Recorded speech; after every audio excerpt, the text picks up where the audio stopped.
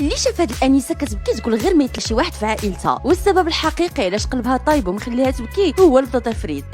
حب حياتها هي بطاطا مقليه وما تقدرش تفارق معاها، وضروري ما تكون حتى انت كتعرف شي واحد اللي منين كيدوز حدا شي سناك كيدير لك الشوه حتى يشري راسون فريت عاد باش يبرد، ويا ويلك تقول ليه ذوقني حتى تقدر توصل معاه حتى لقطع العلاقات الدبلوماسيه. امبر لمده 26 عام وهي كتعرف في بطاطا فطور وغدا وعشاء. الماء هو الاخر كل لقات كدير تشربه بالمذاق ديال الفريت والله لا تقلاتو. قال لك سيدي ما كاين اللي كيقاد لها المزاج قد بطاطا اللي خاصها تكون محمره ومقرمله مزيان عاد باش كدوز ليها. الثلاجه ديالها عامره غير بالفريت اللي كتشري من السوبر ماركت، حيت فاش كتقليها في نص لتر ديال الزيت كتجي ناضجه، ماشي بحال ديال الدار اللي كتقليها كتلوى بحال الا فيها الدوخه، لدرجه انه غير في عام واحد ختنا كتضرب اكثر من 60,000 حبه ديال البطاطا، وفي سيمانه واحده كتاكل عليه 150 حبه. ولكن كيفاش بدا هذا الادمان عند امبر؟ واش عندها شي مرض اللي مخليها تاكل غير بطاطا اولا غير هي الله يهديها فيها التبجكيك؟ امبر بدات كتاكل بطاطا منين كان في عمرها 3 سنين، وقبل من هذا الشيء كانت كتاكل كل شيء عادي. ولكن واحد النهار فقت ولقات راسها ما بقاتش كتبنن الماكله، وكاي واحد تقدر تقول وراه كاع الوليدات الصغار كتعجبهم الفريت، ولكن امبر بصح ما كتقدرش تاكل شي حاجه اخرى. ما عيات معها باش تولف الدوق الخضراء وحوايج اخرين، ولكن امبر كانت كتفضل تبقى بالجوع ولا تاكل ماكله عاديه. والى هداها الله وكلات داكشي اللي عطاوها كتردوا لهم كامل حيت كيجيها خانز، وداكشي علاش بدات كتقول مع راسها ياك ما عنديش مرض خطير هو اللي مخليني بحال هكا. تقدر تضحكك هذه القضيه وتقول وسلوق هي عندها اختنا، ولكن امبر فعلا ولات كتعاني من هذا الادمان، حيت بنتها اللي في عمرها 7 سنين حتى هي ولات بحالها. في الاول كانت كتاكل غير البيتزا والساندويتشات، المهم تكون ماكله الزنقه، ولكن مع الوقت ما بقات كتبغي تاكل والو من غير بطاطا. المشكل انه اختنا بسبب هذه البليه قررت انها تقطع العلاقات ديالها مع اصحابها باش ما يبقاوش يفرعوا لها راسها بديك القضيه ديال راه غتخرجي على صحتك، بل اكثر من هذا الشيء ولات كتفضل انها ما تمشيش للعراسات والمناسبات حيت عارفه ما غاديش يحطوا لها الفريت، وهذا الشيء خرج لها على الصحه النفسيه ديالها. وبالتالي امبر ولات كتخاف لبنتها تولي بحالها او لا يجيها شي مرض وبغات تبدل حياتها. عيطات سيدي على الخبراء ديال التغذيه باش يعاونوها، منها باش تشوف واش بصح كتعاني من شي مرض، ومنها باش يعلموها كيفاش تبدا تاكل الخضره. والمفاجاه كانت من بعد ما دارت التحاليل اللي فيهم كيشوفوا واش بصح كتقدر تذوق ولا غير كتبجكك او لا هي فعلا من بين الناس اللي عندهم مشكل في التذوق وقلال الاغذيه اللي يمكن يعجبوهم. وفعلا النتائج قالوا على ان امبر عندها مشكل في التذوق، وهي من الحالات النادره في العالم اللي عندهم هذا المشكل، وداك الشيء علاش لسانها كيقدر يحس غير بالبطاطا. ولكن هذا الشيء ما كيعنيش انها ما تقدرش تتعلم تاكل حوايج اخرين، على عكس بنتها اللي ما عندهاش مشكل وغير كتقلد فمها. الخبير حاول انه يدير معها الخطر وجاب لها 6 ديال الانواع مختلفين ديال البطاطا كبدايه، ولكن هي ما شافتهم شدتها الخلعه، واكثر بطاطا خلعتها هي هاد الزرقاء حيت جاتها بحال صبع الميت، وداك الشيء علاش جاها انهيار عصبي واخا حسيت بها غير كتمثل والله اعلم. لغد ليه كجزء من العلاج داوها لواحد المطعم فين كيعطيوك الخضره تقليها الراس، واخا صراحه راه هادشي كانوا يقدروا يديروه غير في الدار، ولكن راه الا ما زادوش فيه ما غاديش يتسماو مراكنه. وبحال ديما تمثيل 10 على 10، حيت شوفوا الخبيره كيفاش طلعت لها الدم وغير صابره على قبل الكاميرا. ومره اخرى امبر غير جاها انهيار عصبي فاش غتذوق خيزو مقليه، بدات كتبكي وكتقول لهم صافي رجعوني للدار، علاش بغيتوني ندير هادشي بزاز، حرام عليكم دعيتكم الله. والله هاد الهضره كون قالتها ليا انا كون قلت لها سمعي الشريفه ولا زعطوطه، راه باقي هادشي اللي معيط علينا، راه ماشي حنا جايين نسعوا في دار باك، من غير الا كانوا هما اللي قالوا لها تلقي السلوكيه وعيش الدور. المهم ما جا فين وصل النهار الرابع حتى امبر دارت بالناقص وقررت انها ترجع للبليه ديالها واللي ليها، حيت فاش حاولت تطيب بطاطا بطرق مختلفه بحال ديما ما عجبوهاش. دابا بالله عليكم هاد البطاطا مسلوخه ديال السبيطار غتاكلها بلا ملحه ولا عطريه، راه انت اللي كتطحن الماكله وكدوز على كلشي، الا تحطات لك هاد البطاطا هادي غادي تعيفك. انا جاب لي الله غير ما كتعرفش طيب داكشي علاش جاتها الماكله باسله. خليو لي في التعاليق الا كتعرفوا شي واحد مبجكك بحال هكذا وكيحماق غير على الفريت، واهم حاجه قولوا لي شنو هي الماكله المفضله ديالكم.